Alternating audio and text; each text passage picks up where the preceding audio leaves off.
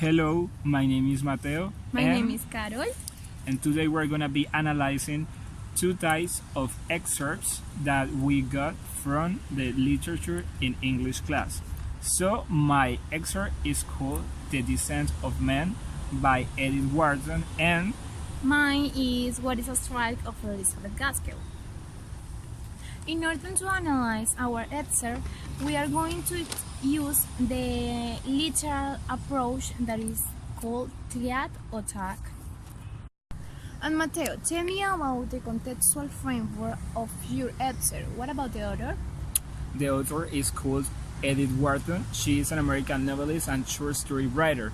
She grew up in New York in the upper class, in the aristocracy, and she also won the Pulitzer Prize. She was the first woman to win it in 1921, and she was included in Women's Hall of Fame in 1996. And what about yours? Okay, about my author, she was Elizabeth Gaskell. She was a biographer, novelist, and short story writer.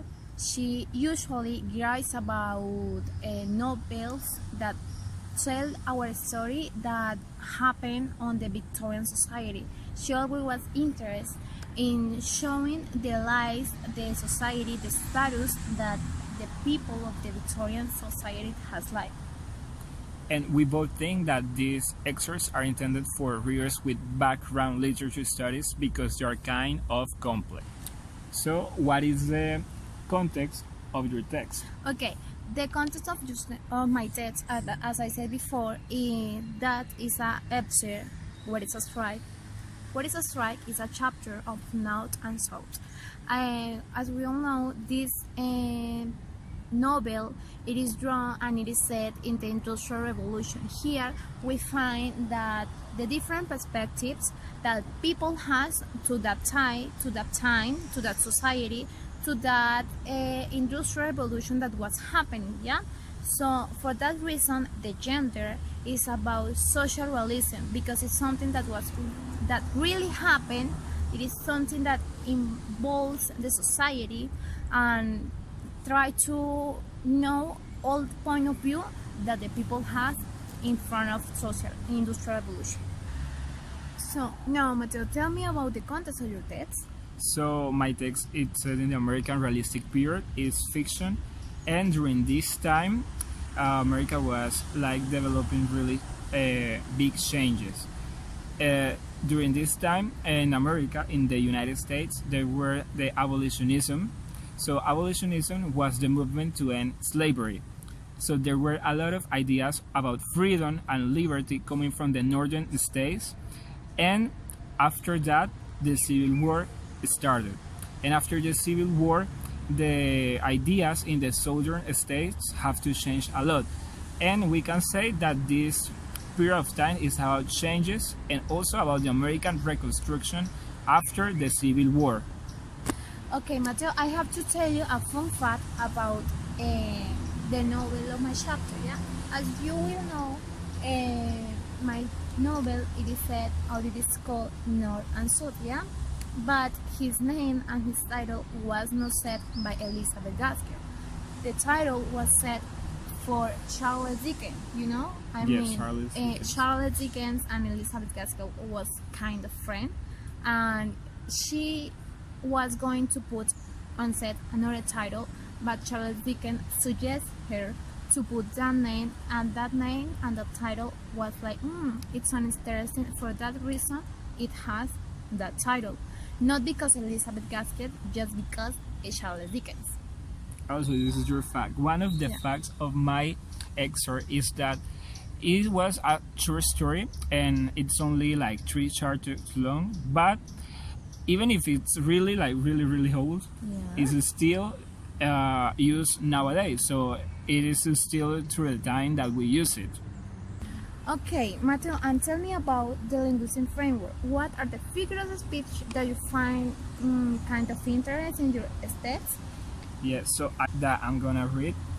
So the first one is: his idea seemed to be sitting opposite him, and your eyes met every moment or two in a glance of joyous complicity.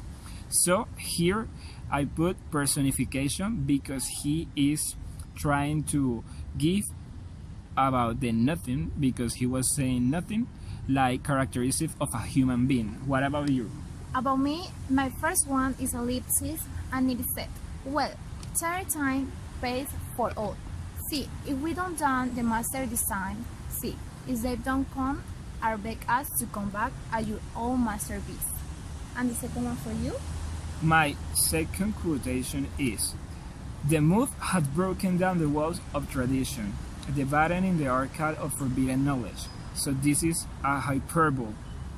Okay. And where is the second one of yours? The second one of me, and I will say that is the most present in my answer, is about sign code, because it's about omitting vowels, omitting sounds, or in most of the cases, omitting vowels in order to mix two type of word. Yeah. For example, I found like, did you ever see a bulldog? But you is without you. Also that I do not, so I can infer that the writers try to say to the reader that that person was, or that character was having a big lexicon, and they doesn't pronounce in a good way. So when it comes to syntax of English, I found in my text that it's formal language and it's written with high frequency, which means that the words in there has like they are useful and the people using in nowadays, because if we talk about low frequency, they are the words that they are not really known about people. So what about you? About my answer, it is dependent on the character that was talking about. Yeah. For example, if what the principal character, she always saw her language was always like playful, like kindful, and that kind of thing. Yeah. But compared to the others, character was like a gothic and dark language, because they are upset about the industrial revolution, because it was like the forest strike that they was living. So a forest strike is, I mean, you have to pass through 1, 2, 3 and the forest strike to get your true rights. So my kind of language is in that way. The most present one is like dark, gothic, upset language and upset thinking because of that. And one example of that is that, for example, to refer to women, they doesn't use she, they don't use at all. They use like who in a despective way to refer to them. Okay, Mateo, and what about the semantic framework, and what was your first perspective about the answer when you read it, your own interpretation? What about that? Yeah, so the interpretation that I gave to the text is that we can see the problems of life itself. So for example, here we say in the text that even the perfect life of an American couple from middle class, there can be cracks because they got trapped in the routine.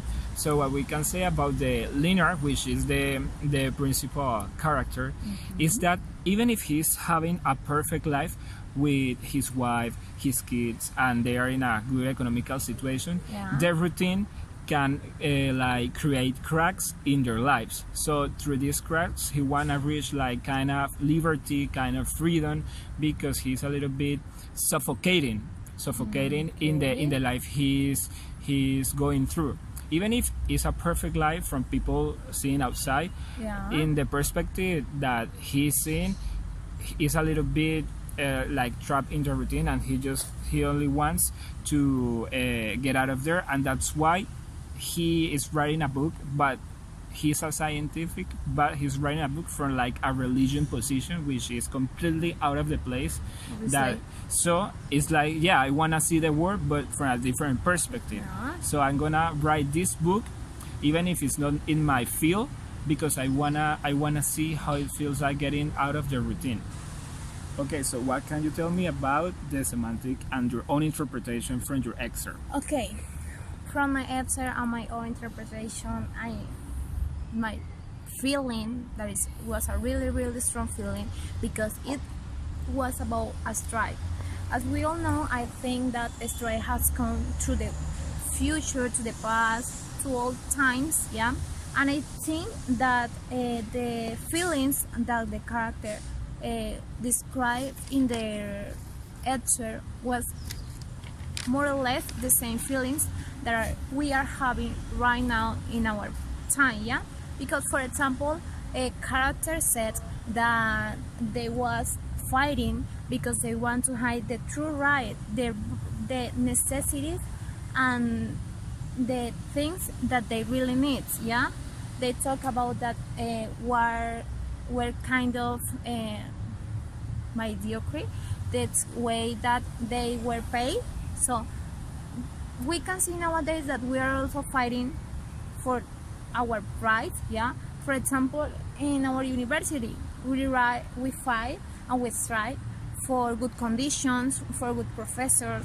So it is something that I feel, and it was like, although it is a really, really old novel, it is something that it is happening nowadays, and I think that people should know and should read that strikes are not something bad. It is really something good, because it is a good idea in order to get what we really have to have, yeah? So yeah, I think that people have to take out of their mind that when it is said that it's going to be a strike, to, I don't know, give an answer to that in a bad way, because in fact it is something really, really good for us. And Mateo, tell me, your essay, your novel, has any critics? Yeah, so I found some reviews from people on the Yeah? internet, so I wanna read a few of them. Tell me. So the first one is: it won't be surprised you to learn that there is no shortage of irony in the title. Yeah? Parsing that irony is some main task, but such is my aim. That's the first review. The second one is: the Yeah? Descent of Men, another story reads almost like a spiced up psychological study into material relationships in the early 20th century. Against a backdrop of a rising current of liberalism, an attitude which is the author personally seems to share. Other one is Professor Linear, which is the principal character, Yeah? is a man of science who writes a book where he pretends to take the side of religion, expecting it to be understood as a satire of popular scientific books. When it is taken as serious, he goes along with it in order to provide better for his family, thus selling his principal time and time again. So what are the critics you found about your excerpt? Okay, the critics that I found about my essay, about the novel, I think that were a little bit strong, were critics like this. For example, the leader accused Gaskell of making error about the industrial problem. He said that women shouldn't and couldn't write about industrial problem, and she said that in fact she really knows so little about the industrial problems. Another one said that one of the themes about the novel and the excerpt was that religion, because of the father of the principal character. So people, when they start to read, they think and they thought that it was a religion novel. But when you get to the point, to the middle of the novel, you really know that it is about the industrial revolution and why people strike and make what they are doing, because in order to get what they want and what they need. Okay, Mateo, and do you think that the critics were in a good way or was in a bad way? I mean, what do you think, or what is your balance between your opinion and the critics? Yeah, well, the contrast, like I can say, between the critics and my own opinion is that this short story can be analyzed from different perspectives, different point of view. I think one of the main aspects in here, and I saw it on a comment or I found on the internet, is the psychological one. Yeah. But also how we analyze that if we add what an average person has to deal with in a normal life, like their marriage, their kids, and all those things. So I can say that it depends on the perspective that where they are saying this novel, but the main aspect that I think every reader has to take into account here is the psychological one. And what about yours? Okay, about my balance, I would say that the critics was in a bad way because it was really strong to her. For example, in my personal opinion, I would say that the industrial revolution was like for kids, men, women, for every single one, yeah. So that the leader came and said that she doesn't and she couldn't and she don't have the right to write about the industrial revolution just because she was a woman. I think that is a kind of fair, yeah. I would say that Arnold Kell and Raymond Williams said when Gaskell write this novel and this chapter, she tries to give to the world a vision of a woman as she was preparing the world from the woman arising voice. And Mateo, tell me, do you read between lines?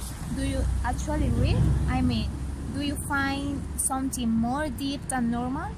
Yes, so I have a quotation from the book, and okay, so similar constitution parts of the notating meaning, and this is one of the examples I found. Yeah. So this unseen universe was thronged with the most seductive shapes.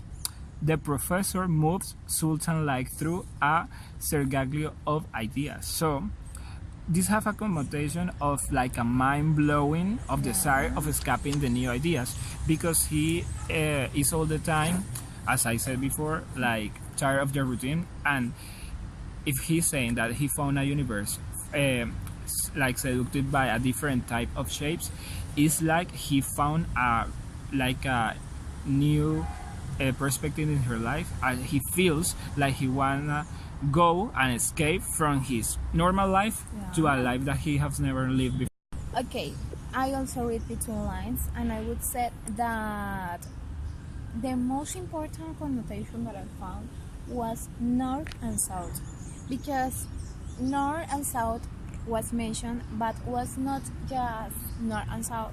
What I found about this was that north was the dirty place, the road where everyone wants to fight, but south was a peaceful way, a peaceful city where everyone wants to live. But at the same time, we can say that north was kind of city where people were resignate to what they were paid, yeah? While in north, people make strike and revolution because the right that they have to have. Well, as a conclusion, I can say that even if, well, apart of a field of view, the two extras are different, I can say that you are talking about a strike. Yeah. I think Professor Liner in my excerpt is having a strike himself, because he's trying to change what he started off, and he's trying to change about writing this new book, but in a religion point of view, which is not his field because he is a scientific. So it's like having a strike, but a personal one, and it's like define himself also. He's tired and he is like the same. People start, so they are gonna start a strike. He can say that he is tired and he wanna change, so he is like doing a strike himself. So what about you? Okay, what about me? I also think that they are very similar because, as we all know, a strike is made for make a change, yeah. So here in my answer, what is a strike? They are fighting for their rights, yeah. And about your answer, they are fighting. He is fighting for make a change inside of him, yeah. And I think that it doesn't matter.